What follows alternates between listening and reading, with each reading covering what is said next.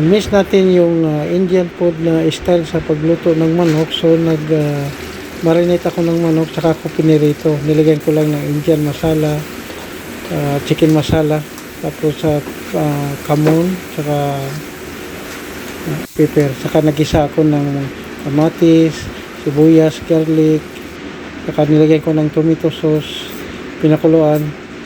Tapos inuna ko yung kanin,